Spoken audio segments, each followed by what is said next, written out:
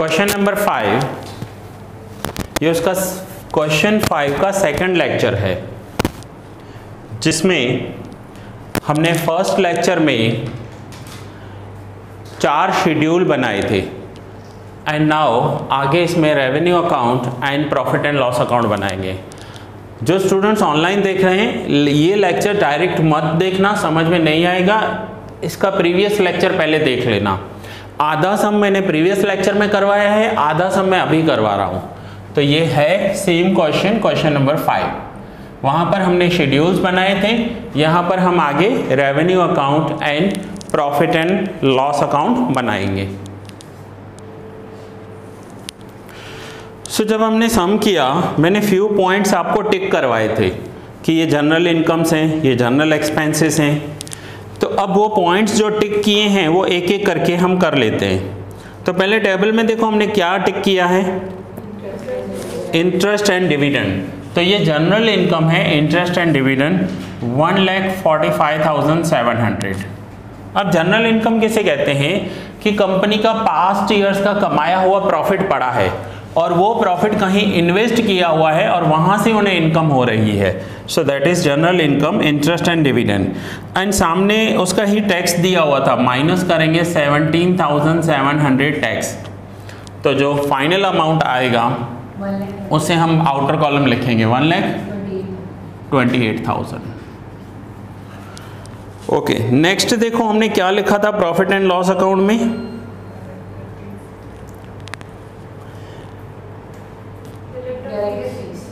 Directors fees कितनी है? Directors fees 9,000। So directors fees expenses में आएगा 9,000। ओके, और क्या लिखा है? Expenses of management not applicable to any particular fund.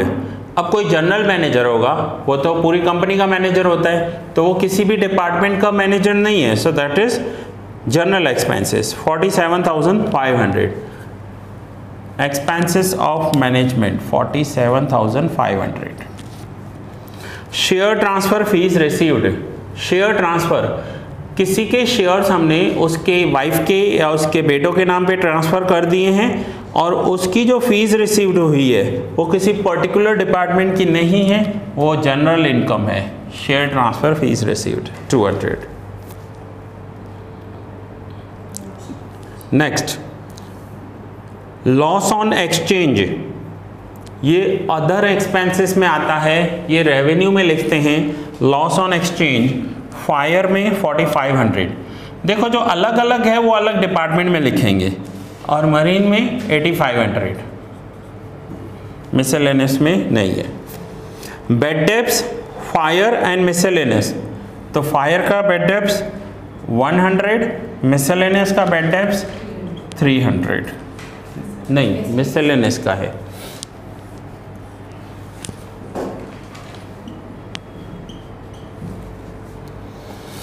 Okay, आगे दिया हुआ है balance of profit and loss appropriation account on 1 अप्रैल। तो ये होता है opening balance of P&L। Opening balance of profit and loss account 1,89,500। और उसी में नीचे आ जाते हैं तो इनकम टैक्स पेड वो हमने इधर माइनस कर दिया। ठीक है, अब यहाँ पर सबसे पहले रेवेन्यू अकाउंट्स में मुझे डिटेल्स चाहिए जो हमने चारों शेड्यूल बनाए हैं। तो चारों शेड्यूल्स निकालो आप पहले, और उसमें देखो कि रेवेन्यू अकाउंट्स जो हमने बनाया है उस रेवेन्यू अकाउंट में हमारा प्रॉफिट कितना कितना हुआ है। सो वो पूरी डिटेल वहाँ अवेलेबल है। सो रेवेन्यू अकाउंट में प्रीमियम रिसीव्ड, तो फायर का प्रीमियम कितना है? 7,58,700। फाइनल अमाउंट बताओगे आप, ठीक है, जो फाइनल निकला है 7,58,700। सो रेवेन्यू अकाउंट में 7,58,700, मरीन में 7,50,800 एंड मिसलेनियस में 44,300। ये मैंने आपको लास्ट लेक्चर में, जो रिकॉर्डेड लेक्चर देख रहे हैं, ये लास्ट लेक्चर में मैंने पूरे शेड्यूल्स करवाए हैं, वहाँ से नंबर ले रहा हूँ मैं। 7,58,700, 7,50,800 एंड 44,300, ये होगा इनकी इनकम। अब एक्सपेंसेस में क्लेम्स पेड, तो हर डिपार्टमेंट का क्लेम पेड का शेड्यूल बना हुआ है हमारे पास, तो वो देखो और अमाउंट्स बताओ। 2,13,600, 2,77,400, 20,200। देन कमीशन पेड, तो उसका भी शेड्यूल बना हुआ है। कमीशन पेड की वैल्यू देखो क्या है, 2,27,500,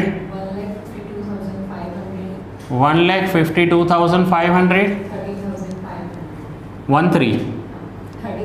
13,500।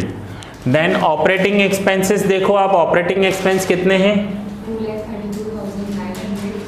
2,32,900, 1,26,600,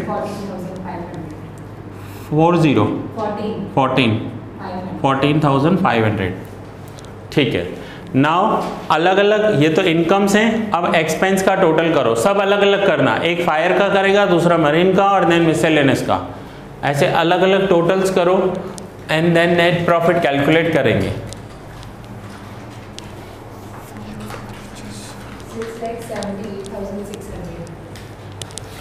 फायर का 6,78,600। अब इनकम में से माइनस कर लो,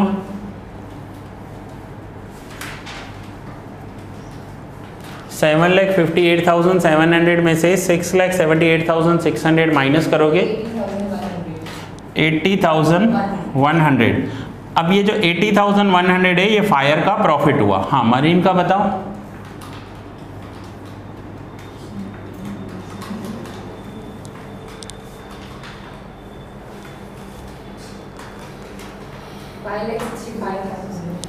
$5,65,000। अब इनकम में से माइनस करो तो नेट पता चलेगा कि मरीन डिपार्टमेंट में कितना कमाया, 1,85,800। एंड नाउ मिसलेनियस में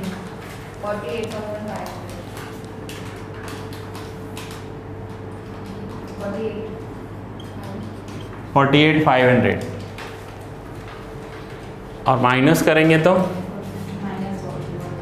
माइनस 4,200। अब देखो इनके मिसलेनियस डिपार्टमेंट ने लॉस किया है, तीनों डिपार्टमेंट, दो ने प्रॉफिट किया, एक ने लॉस किया। अब जनरल पीएनएल में profit on fire department, fire department का प्रॉफिट है 80,100, मरीन डिपार्टमेंट का प्रॉफिट है 1,85,800 एंड मिसलेनियस का लॉस है 4,200, तो वो लॉस में लिखेंगे। ठीक है, लेस में जाएगा। अब हमारे पास इनकम्स आ गए, अब इन इनकम्स का टोटल कर लो यहाँ पर 3,94,100। ठीक है, ये हो गया इनका प्रॉफिट 3,94,100। अब इनके एक्सपेंसेस या लॉसेस जो भी हुए हैं वो माइनस कर लो,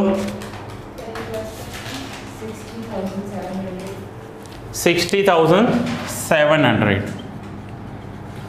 सो ये हो जाएगा प्रॉफिट बिफोर टैक्स। 3,94,100 में से 60,700 माइनस करोगे, ये यहाँ लिखा हुआ है लेस 3,33,400। अब ये हुआ प्रॉफिट बिफोर टैक्स। अब यहाँ पर सबसे पहले गवर्नमेंट बोलेगी मुझे टैक्स दो, सबसे पहले गवर्नमेंट को टैक्स चाहिए, तो टैक्स आपको एडजस्टमेंट में दिया हुआ था। आप एडजस्टमेंट्स में देखो तो आपको टैक्स दिया हुआ है कि गवर्नमेंट को कितना टैक्स पे करना है।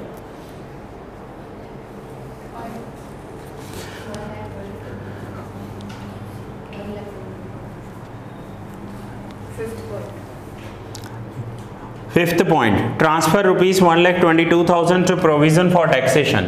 1,22,000 टैक्स देना है गवर्नमेंट को, तो इसमें से माइनस करेंगे 1,22,000, सो ये आ जाएगा profit after tax 2,11,400।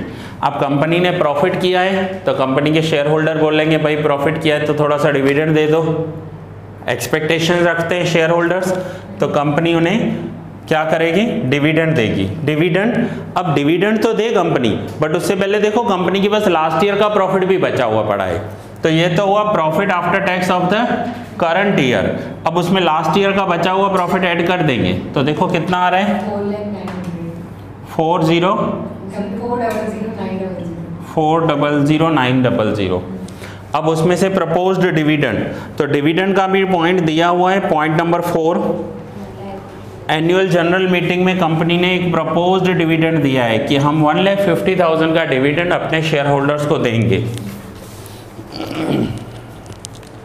So finally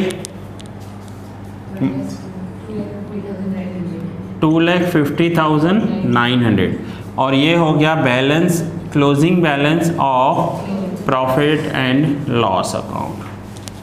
so हमने लास्ट लेक्चर में क्या सीखा था, तो लास्ट लेक्चर में 4 शेड्यूल बनाए थे, जिसमें premium received, claims paid, commission paid and operating expense.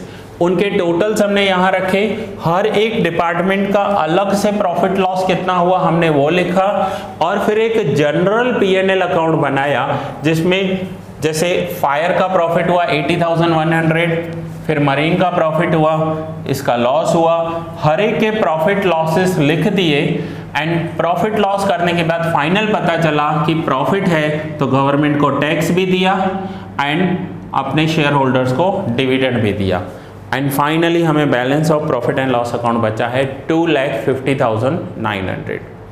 ठीक है, अब नोट डाउन कर लो, ये सम यहाँ पर पूरा हुआ, लेंदी था। नेक्स्ट लेक्चर में कंटिन्यू करते हैं हम।